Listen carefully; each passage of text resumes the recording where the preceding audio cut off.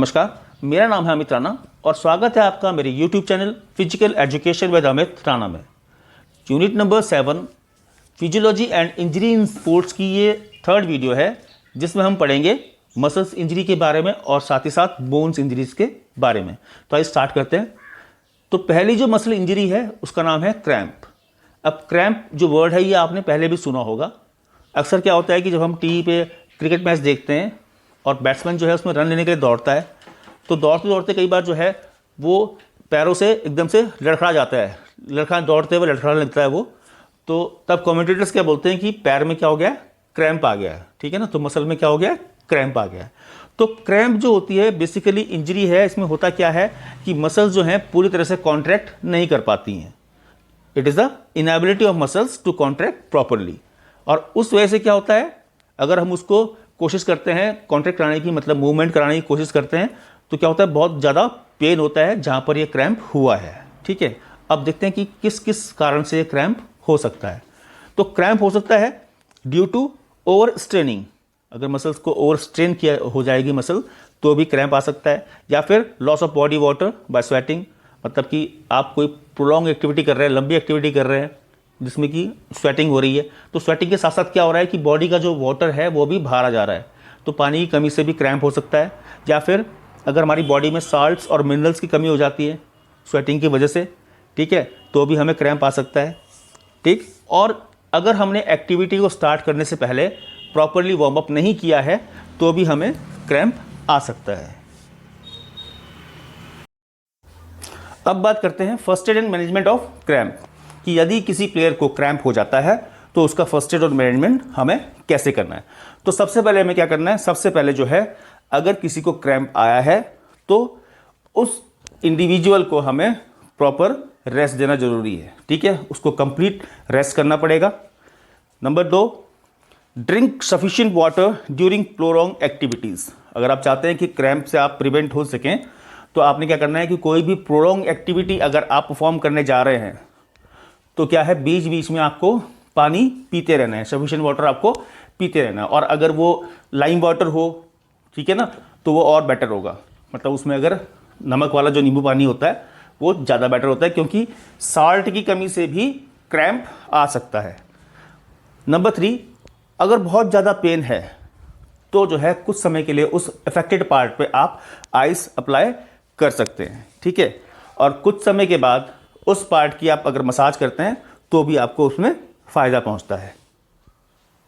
तो अगली जो स्पोर्ट्स इंजरी आती है, खासतौर से मसल इंजरी जो आती है, वो है स्ट्रेन। इस इंजरी का दूसरा नाम है मसल पुल। तो मसल पुल अपने आप बताता है कि मसल का खिंच जाना, मसल का पुल हो जाना ही क्या होता है, स्ट्रेन होता है। और ये एक ऐसी इंजरी है जो ओवर स्ट्रेस या फिर ओवर स्ट्रेस के कारण जो है मसल में हो सकती है। अगर आपने एक्टिविटी के दौरान किसी भी मसल्स पे ओवर स्ट्रेस दिया हुआ है या वो ओवर स्ट्रेच हो जाती है, तो हमें स्ट्रेन हो सकता है। ठीक है, इसमें क्या होता है, इसमें जो मसल्स के टेंडेंस होते हैं वो किसी भी वायलेंट पुल के कारण डैमेज हो जाते हैं। और मसल फाइबर जब डैमेज हो जाते हैं, मसल्स के जो टेंडेंस होते हैं वो जब डैमेज होते हैं, तो बहुत ज़्यादा पेन हमें फील होता है और इफेक्टेड पार्ट के आसपास स्वेलिंग भी आ जाती है, उसे हम बोलते हैं स्ट्रेन। अब इसका फर्स्ट एड और जो मैनेजमेंट है इसका, उसमें आप देखेंगे कि उसमें मैंने लिखा है सिर्फ RICE, राइस। देखिए, राइस का मतलब यहाँ पे चावल से नहीं है, राइस का मतलब यहाँ पे है R फॉर रेस्ट। मतलब कि अगर किसी को स्ट्रेन इंजरी हो गई है तो उस प्लेयर का प्रॉपरली रेस्ट करना बहुत ज़रूरी है। ठीक है, दूसरा I मतलब है आइस, आइस को अप्लाई करना। तो अफेक्टेड पार्ट पे इंजरी होने के बाद अफेक्टेड पार्ट पे हमें आइस को अप्लाई करना है। और आइस को कभी भी डायरेक्टली अप्लाई नहीं करना है, आइस को हमें कवर करना पड़ेगा, या तो उसको प्लास्टिक से कवर कर लें। ठीक है, तो डायरेक्टली अप्लाई उस पर ना करें आइस को अफेक्टेड पार्ट पे। तो आइस अप्लाई करने से क्या होता है, आइस अप्लाई करने से जो टेंडेंस मसल के डैमेज हुए हैं और इंटरनल ब्लीडिंग अगर हो रही है, तो आइस अप्लाई करने से वो जो इंटरनल ब्लीडिंग है वो बंद होती है और साथ ही साथ जो है पेन भी कम होता है। अगला आता है सी मतलब कंप्रेशन। कंप्रेशन मतलब होता है कि उस पार्ट को हमें कंप्रेस करना है। या तो आप उस पार्ट को हाथ से दबाएंगे, और अदरवाइज जो बेस्ट तरीका होता है वो है कि उस पर कंप्रेशन बैंडेज आप बांध दीजिए। जो भी इफेक्टेड पार्ट है जहाँ पर स्ट्रेन हुआ है उस पर कंप्रेशन बैंडेज हम बांध देंगे। और जो लास्ट है ई का मतलब हो गया एलिवेशन, एलिवेट करना। देखिए अगर हाथ या पैर पे आपको स्ट्रेन हुआ है तो आपने क्या करना है, अपने हाथ या पैर को अपने हार्ट लेवल से ऊपर लेके आना है। अगर किसी इंडिविजुअल को स्ट्रेन हुआ है हाथ या पैर पे तो हमें क्या करना है, उसके हाथ या पैर को उसके हार्ट के लेवल से ऊपर लेके आना है। जब उसका हाथ या पैर जहाँ पे स्ट्रेन हुआ है अगर वो ऊपर आ जाएगा तो वहाँ तक जो ब्लड का फ्लो होगा वो फ्लो अपने आप ही कम हो जाएगा। और जब ब्लड फ्लो कम हो जाएगा तो जो इंटरनल ब्लीडिंग है वो पूरी तरह से बंद हो जाएगी। तो नेक्स्ट जो मसल इंजरी आती है उसका नाम है स्प्रेन। स्प्रेन बेसिकली लिगामेंट्स की इंजरी होती है। अब लिगामेंट्स जो होते हैं ये हमारी जहाँ पे बोन्स के जॉइंट्स होते हैं वहाँ पे पाए जाते हैं चारों ओर, ठीक है ना। मसल्स में होते हैं, जहाँ पे भी जॉइंट है बोन्स का वहाँ पर लिगामेंट्स पाए जाते हैं। तो अगर ये लिगामेंट्स डैमेज हो जाते हैं, कई बार क्या होता है कि जैसे हम दौड़ रहे हैं या चल रहे हैं, चलते हुए दौड़ते हुए हमारा पैर जो है मुड़ जाता है, एंकल ट्विस्ट हो जाता है, तो क्या होता है हमें इंजरी हो जाती है। तो वही इंजरी जो होती है उसी को बोलते हैं स्प्रेन या फिर मोच आना। तो जहाँ भी हमारी बॉडी में बोन्स के जॉइंट जो होते हैं उनके चारों ओर जो लिगामेंट्स होते हैं, अगर कोई भी जॉइंट जो है वो ओवर स्ट्रेच हो जाता है तो क्या होता है, लिगामेंट जो होते हैं वो पुल हो जाते हैं, डैमेज हो जाते हैं। तो उस वजह से जो है हमें स्प्रेन नाम की इंजरी हो जाती है। तो ये स्प्रेन नाम की जो इंजरी है बहुत पेनफुल होती है और जो जॉइंट है उस जॉइंट के मूवमेंट को ये बिल्कुल रिस्ट्रिक्ट कर देती है। फिर वहाँ पे जो मूवमेंट है जॉइंट में वो पॉसिबल नहीं हो पाता।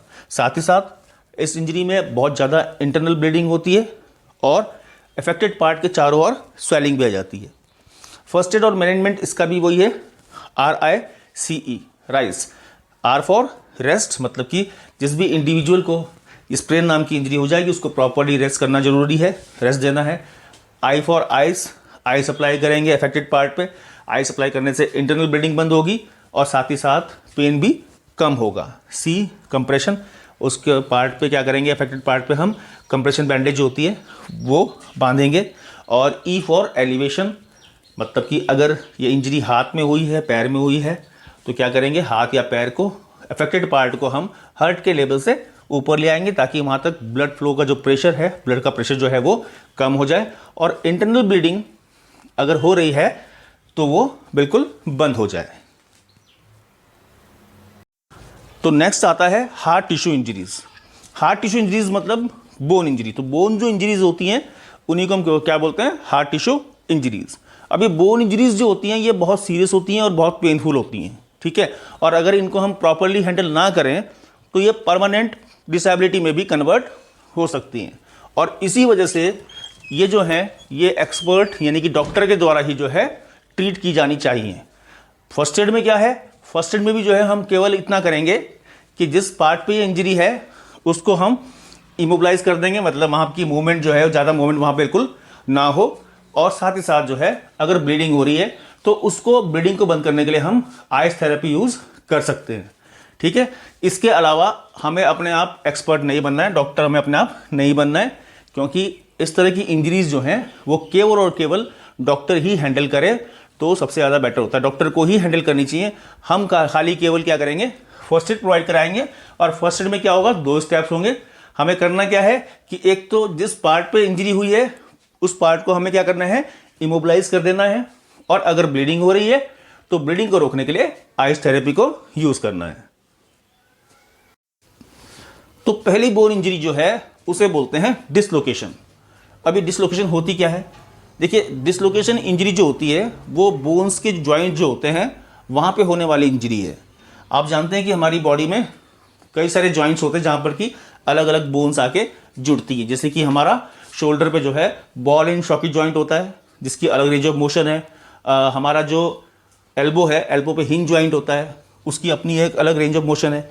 तो इस तरह क्या होता है कि जो जॉइंट्स होते हैं बोन्स के, अगर वहाँ से कोई भी बोन अपना स्थान छोड़ देती है यानी कि अपनी जगह से डिसलोकेट हो जाती है तो हम उसको बोलते हैं डिसलोकेशन, ठीक है ना। अब होती क्यों है ये, होती इसलिए है कि कई बार क्या होता है जॉइंट पे डायरेक्ट या इनडायरेक्ट कोई भी इम्पैक्ट आ जाता है, ठीक है ना। तो कोई भी डायरेक्टली या इनडायरेक्टली इम्पैक्ट अगर जॉइंट पे होता है तो उस वजह से हमें डिसलोकेशन हो सकता है। ठीक है, मतलब कि जो बोन्स का जॉइंट है उस जॉइंट से कोई भी बोन अपनी जगह छोड़ सकती है, जिसे हम डिसलोकेशन बोलते हैं। ठीक है ना। अब ये डिसलोकेशन जो होता है ये थ्रोइंग इवेंट्स और जंपिंग इवेंट्स जो होते हैं इनमें कॉमन होती है। ठीक है, और इसको प्रिवेंट कैसे किया जाता है? इसको प्रिवेंट करने का तरीका है कि हम अपनी जो मसल्स हमारी हैं उनको जो है प्रॉपरली स्ट्रेंथन करें। मसल्स की स्ट्रेंथ जो है होना बहुत ज़्यादा ज़रूरी होता है, खासतौर से ये थ्रोइंग और जंपिंग एक्टिविटीज़ में। प्रॉपर वार्म अप करें हम एक्टिविटी से पहले। कोई भी एक्टिविटी अगर करने जा रहे हैं हम तो उससे पहले प्रॉपर वार्म अप करना हमारा बहुत ज़रूरी है। और साथ ही साथ हमें कोशिश करें कि जब हम एक्टिविटी कर रहे हैं तो कोई भी जर्की मूवमेंट एकदम से ना करें। और विदाउट वार्म अप तो आप कोई भी जर्की मूवमेंट अगर परफॉर्म करते हैं तो आपको इंजरी होती ही होती है, चाहे वो मसल इंजरी हो या फिर वो डिसलोकेशन हो। तो इसलिए प्रॉपर वार्म अप करें, मसल्स को स्ट्रेंथन करें और साथ ही साथ जर्की मूवमेंट्स को अवॉइड करें। तो बोन इंजरी में आने वाली नेक्स्ट इंजरी है फ्रैक्चर। फ्रैक्चर एक ऐसी इंजरी है जिसका नाम पहले भी आप लोगों ने सुना होगा, कॉमनली ये नाम सुनने को हमें मिल जाता है। और इसमें होता क्या है कि किसी भी एक्सटर्नल प्रेशर के कारण हमारी जो बोन्स है वो टूट जाती है। तो या तो ब्रेकेज जो होगी वो स्लाइटली होगी या फिर वो कंप्लीट ब्रेकेज होगी। कहने का मतलब है कि फ्रैक्चर या तो कैसा होगा, सिंपल होगा या फिर कॉम्प्लिकेटेड होगा। तो फ्रैक्चर कई टाइप्स के होते हैं। सबसे पहले आता है इसमें सिंपल फ्रैक्चर। तो सिंपल फ्रैक्चर एक ऐसा फ्रैक्चर है जिसमें क्या होता है, वुंड नहीं होती है, मतलब घाव नहीं होता है। बाहर से आपकी स्किन ठीक रहती है और अंदर जो होता है वो जो बोन होती है वो ब्रेक हो जाती है। दूसरा आता है कंपाउंड फ्रैक्चर। कंपाउंड फ्रैक्चर में क्या होता है कि वुंड भी होगी और साथ ही साथ जो है आपकी जो बोन है उसमें फ्रैक्चर भी होगा। तो क्या होता है, कई बार जो है हमारी बोन्स टूटने के बाद वो जो है स्किन को चीरते हुए बाहर आ जाती हैं, तो उससे क्या होता है, घाव बन जाता है। या फिर हमें जिस चीज़ से फ्रैक्चर हुआ है उसमें कोई भी अगर कोई शार्प एज ऑब्जेक्ट है तो क्या करता है, हमारी स्किन पे कट मार देता है। तो क्या होगा कि घाव भी हो गया और साथ ही साथ जो है फ्रैक्चर भी हो गया, उसे बोलते हैं कंपाउंड फ्रैक्चर। फिर आता है ग्रीन स्टिक फ्रैक्चर। अब ये फ्रैक्चर जो होता है ये बच्चों में होता है। आप जानते हैं कि बच्चों की जो बोन्स होती है बहुत सॉफ्ट होती हैं। तो बच्चों की बोन्स जो होती हैं अगर थोड़ा बहुत भी प्रेशर उन पर पड़ जाता है तो क्या होती है, वो बोन्स बेंड हो जाती हैं। उसी को बोलते हैं हम ग्रीन स्टिक फ्रैक्चर। फिर आता है इम्पैक्टेड फ्रैक्चर। अब इम्पैक्टेड फ्रैक्चर में क्या होता है कि बोन्स टूटने के बाद जो है एक दूसरी बोन्स में अंदर तक चली जाती हैं। मतलब फ्रैक्चर हुआ और क्या हुआ कि फ्रैक्चर के बाद जो है जो बोन्स टूटी है वो बोन जो है एक दूसरे के अंदर, जहाँ भी दो टुकड़े उसको है वहाँ पे क्या होगा, एक दूसरे के अंदर वो बोन्स चली जाती हैं। उसे हम बोलते हैं इम्पैक्टेड फ्रैक्चर। और फिर आता है कॉम्प्लिकेटेड फ्रैक्चर। कॉम्प्लिकेटेड फ्रैक्चर में बोन जो होती है वो क्रश हो जाती है। ठीक है, और साथ ही साथ जो बॉडी के डेलिकेट ऑर्गन्स होते हैं जैसे कि ब्रेन है, लीवर है, किडनी है, ठीक है ना, ये भी क्या होते हैं उससे डैमेज, उनको भी डैमेज करता है। बोन तो टूट गई है, क्रैश हुई है वो, साथ ही साथ इंटरनल ऑर्गन्स को भी उसने क्या किया, बोन ने क्या किया, उनको डैमेज कर दिया। तो उसको हम बोल देते हैं कॉम्प्लिकेटेड फ्रैक्चर। और ये जो कॉम्प्लिकेटेड फ्रैक्चर होता है ये बहुत सीरियस फ्रैक्चर होता है। ठीक है ना, तो इसको जो है एक्सपर्ट बहुत ढंग से, बहुत केयर से इसको एक्सपर्ट द्वारा हैंडल किया जाता है। ठीक है, तो ये था आपका unit number 7, physiology and injuries in sports. Video आपको अच्छी लगी हो तो वीडियो को लाइक कीजिएगा और चैनल को सब्सक्राइब कीजिएगा। Thank you very much.